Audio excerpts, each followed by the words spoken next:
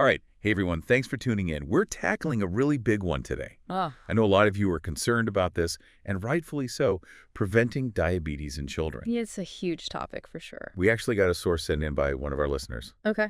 Just a snippet, really. Yep. But it emphasizes Yeah, how important prevention is. absolutely. So what we really want to do today is unpack that a bit, right? Yep. Yeah. What can parents and caregivers actually do? Like, what are some steps they can take? Exactly. That's what we're going to deep dive into. So, gotta be upfront though, the source itself is pretty short. Okay. Just a tiny piece of the puzzle, Right. But we can definitely use it as a springboard to discuss the bigger picture. Perfect. Mm. Before we get into all that, though, maybe just a quick level set. For anyone who isn't super familiar with diabetes, could you give us like a Diabetes 101? Sure, happy to. What is it, and why is it such a concern, especially with kids? Okay, so in the simplest terms, diabetes happens when your body can't regulate blood sugar properly. And that's either because the pancreas, the organ that makes insulin, isn't producing enough of it, or sometimes the body just becomes resistant to the insulin it does have. Okay, so the insulin isn't doing its job. Exactly. Now, this is a problem for anyone, but it's especially tricky with children because, they're still growing and developing. Right. And if diabetes isn't managed well during those crucial years, it can lead to way more serious complications down the line and much earlier in life. Oh, wow. Like we're talking about potential organ damage, problems with their vision, even a higher risk of heart disease later on. So preventing it early is really, really important. Huge. I mean, that makes the message in our source even more powerful, right? Yeah. They really hammer home that prevention is key, 100%. but they don't get into a lot of specifics. Yeah, that's where we come in. Yeah, exactly. Like, they mention healthy diet. Okay, we've all heard that. But what does that actually mean for kids? Right. Eat your vegetables only gets you so far. Huh. Exactly. What are some strategies that actually work that parents can use? I think a big part of it is making healthy choices appealing. Not just about restriction, but about finding things kids enjoy. Okay, I like that. So instead of, say, sugary cereal for breakfast, The classic. right, try overnight oats. You can add some fruit, a little drizzle of honey. It still satisfies that sweet craving, but you're getting fiber, protein, keeps them full longer. That's a good swap. Or for snacks, dish the chips and try veggie sticks with hummus. Maybe a smoothie packed with fruits and veggies. Oh, smoothies are a good one. My kids love those. Right. And honestly, getting kids involved in the process makes a huge difference.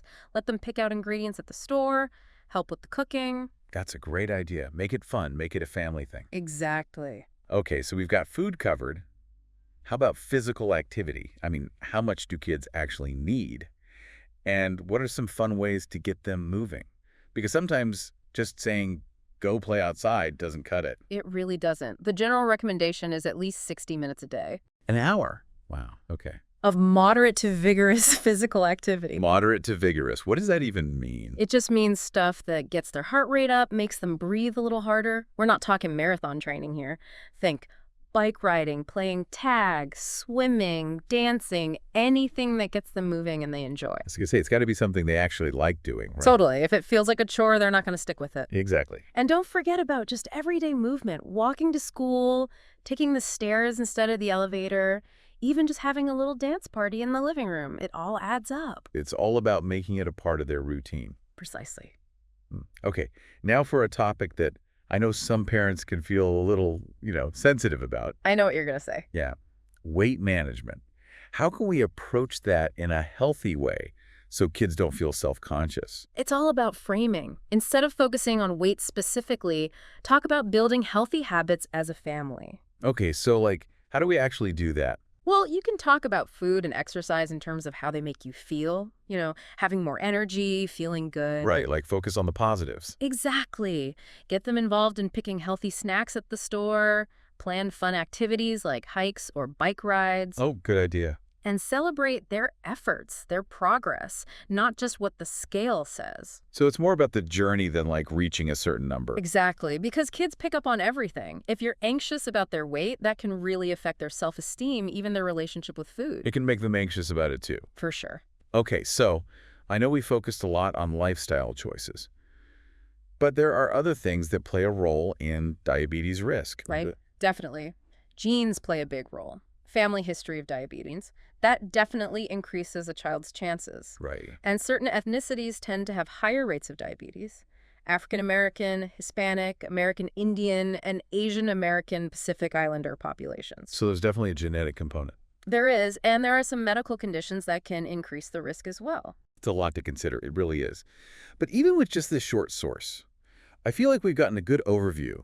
We've talked about how serious diabetes can be in kids and the importance of prevention. For sure. And most importantly, we've touched on some practical things that parents and caregivers can actually do. What's the one big takeaway you hope listeners leave with today? I think the biggest thing is just knowing about diabetes, understanding the risks. That gives you the power to make informed choices. Right. Knowledge is power. Exactly. Right. So by making healthy eating a priority, getting kids active, and just creating a positive and supportive environment, we can really make a difference. Lower their risk and set them up for a healthier future. Absolutely. I love it. So as we wrap things up, here's a little something to think about. What's one small change you can make today to create a healthier environment for the kids in your life? Maybe it's swapping out sugary drinks for water at dinner, going for a family walk after you eat, adding some more fruits and veggies to their snacks. Every little bit counts. Couldn't agree more. Thanks for joining us, everyone. And remember, when it comes to diabetes, being proactive is key. Early intervention makes a world of difference.